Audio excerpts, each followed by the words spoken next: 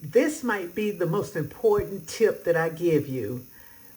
When you're cooking, think about what your moms and your grandmoms use. They use salt and pepper. Now, this is real salt, kind of like Himalayan salt with all the minerals in it. This is just kosher salt. Some people use table salt. But the point is, y'all, the point is, before you start buying every known spice and herb known to man, if you just start cooking with salt and pepper, like mama and grandmama and great grandmama did, it's really all you need in the kitchen. And then when you get better with your cooking skills and you want to add other spices and things, then you do it. But I'm here to tell you, salt and pepper is enough.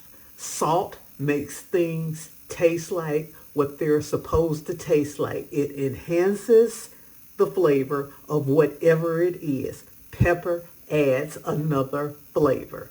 That's all they do. That's all you need. I'm Val Taylor. I'll see you on the next video. Bye now.